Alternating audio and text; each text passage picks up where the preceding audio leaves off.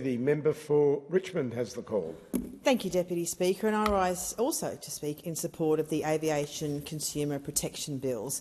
And this suite of legislation represents the most significant reform to aviation consumer rights in our nation's history. And, Deputy Speaker, reliable air services give local businesses the confidence to grow, they attract visitors and improve access to education, healthcare and employment opportunities. Now, in my electorate of Richmond on the beautiful north coast of New South Wales, we're very fortunate to be serviced by both the Gold Coast Airport and the Ballina Gateway Airport, essential economic assets that support the prosperity of our local communities. Now, Gold Coast Airport serves as a major international and domestic gateway on our northern border with Queensland. It is the country's sixth busiest airport, welcoming more than 6.2 million passengers a year and contributing $514 million to the local economy. And I'm advised that the economic contribution of the airport is expected to reach more than $965 million by 2044. And, of course, the Ballina Gateway Airport is the third largest airport in New South Wales and provides critical regional connectivity for the Northern Rivers. More than 550,000 passengers travel through the airport each year to our region. These airports' continued success supports local businesses and tourism, local jobs and attracts investment and helps ensure our region remains a vibrant place to live, work and visit. And, Deputy Speaker, together these four bills that we put forward provide a comprehensive framework that will fundamentally transform the relationship between Australian travellers and the airline industry. Millions of Australians rely on aviation every year for work, family, education and healthcare. We have one of the world's busiest domestic aviation markets and are amongst the world's most frequent air travellers on a per capita basis. For Australians, aviation is essential infrastructure that binds our communities together right across the continent. And whilst our aviation safety standards are amongst the best in the world, our consumer protections have failed to keep pace with community expectations or international best practice. Travellers experience flight cancellations with sometimes little explanation, prolonged delays without adequate assistance, difficulties obtaining refunds, confusing fare conditions and complaints processes that are often too slow, fragmented and ineffective. Travellers need certainty. And nowhere is this more important than in regional and remote Australia.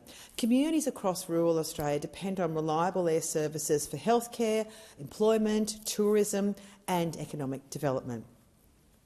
When flights are disrupted or cancelled, the consequences extend far beyond inconvenience. Missed medical appointments, disrupted supply chains, lost tourism revenue and reduced economic activity all impose real costs on communities.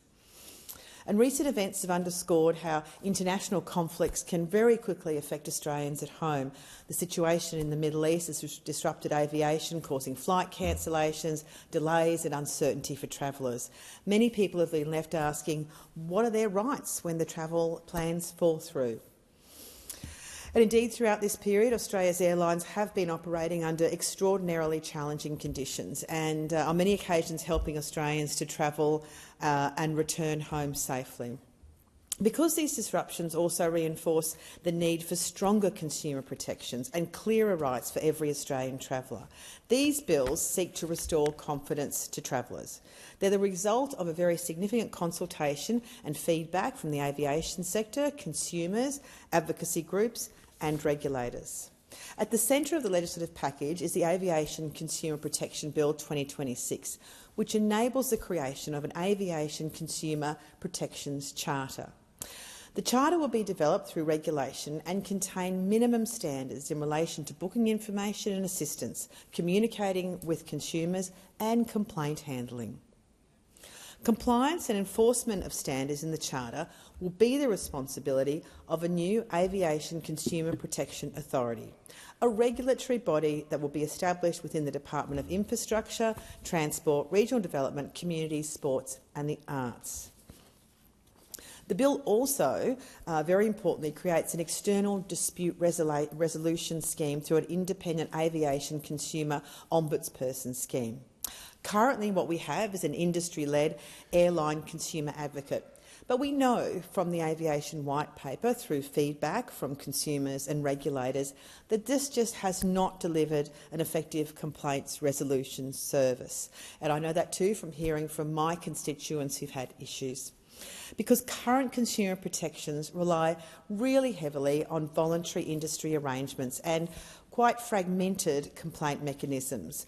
They result in inconsistent outcomes for passengers and very limited enforceability of rights. And that's why, Deputy Speaker, this bill replaces the current voluntary industry-led arrangements with the Aviation Consumer Ombudsman's Person Scheme, or ACO, operated by an independent company. Airlines and airports will be required to join the scheme, and the company will be governed by a board of directors with equal representation from industry, consumers and an independent chair.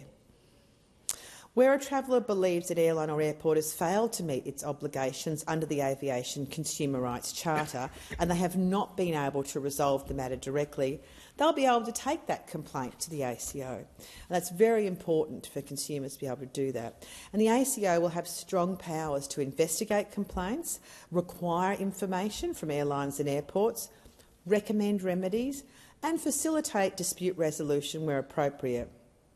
And indeed, Deputy Speaker, where necessary, the ACO will also be able to make binding determinations requiring an airline or airport to resolve a complaint in a specified way. And if judicial processes are necessary to enforce ACO determinations, it will be the responsibility of the regulator to carry out these enforcement activities.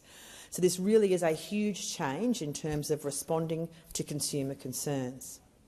Separately, an aircraft noise ombudsman will be established as a function within the department and will review the management of aircraft noise complaints by Air Services Australia and the Department of Defence.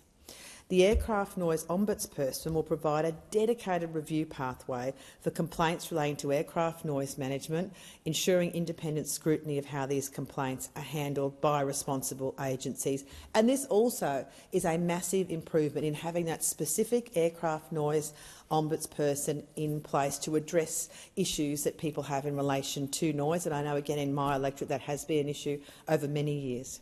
This bill creates a comprehensive oversight framework with clear and complementary roles for regulation, consumer redress and community advocacy.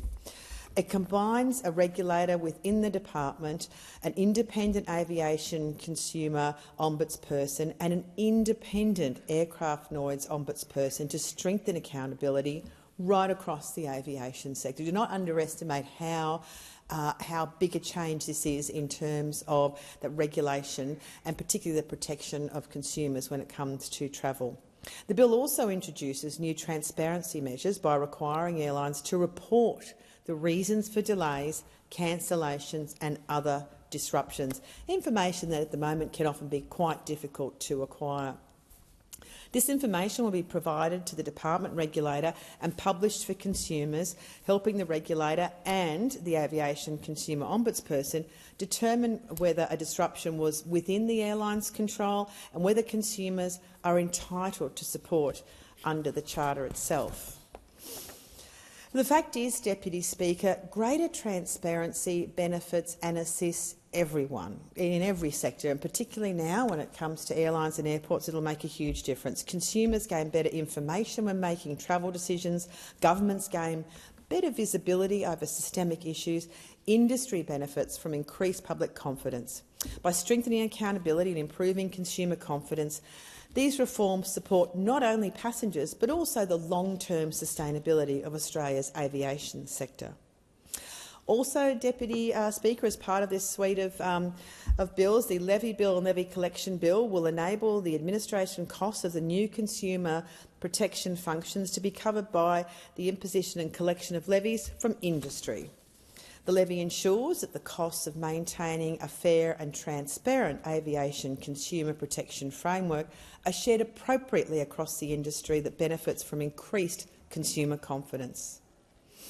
And as the Minister for Infrastructure, Transport, Regional Development and Local Government has explained, the government is mindful of the way the conflict in the Middle East has impacted the industry and will be cognisant of these realities in any cost recovery efforts.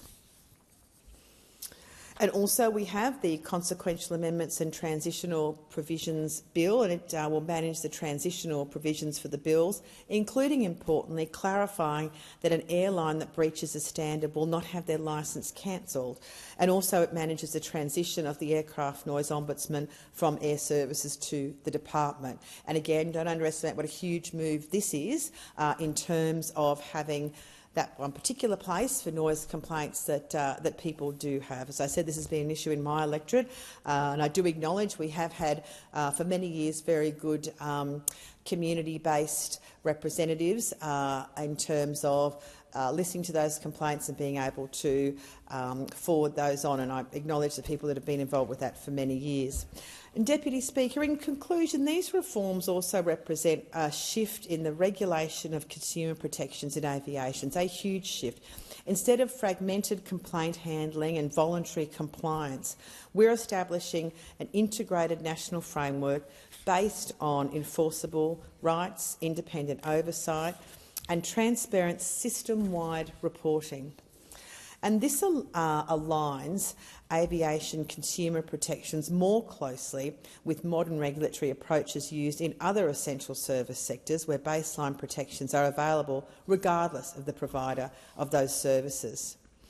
And this legislative package has been designed carefully to balance consumer rights with commercial realities, and we have to balance both of those, the commercial realities of what the airlines and the airports face, and also the increased demand, rightly so, for consumer rights. And we look around the world, and there are, of course, in places consumer rights when it comes to airlines. We've had to balance those to get the most effective outcome.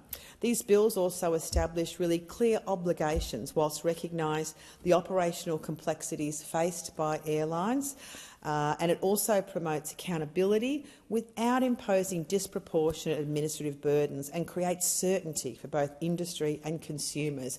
And that's certainly, I think, what everyone was looking for, just having that certainty, just having that clarity.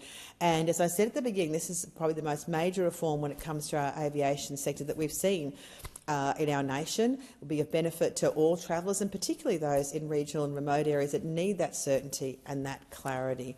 And, Deputy Speaker, I certainly commend these bills to the House.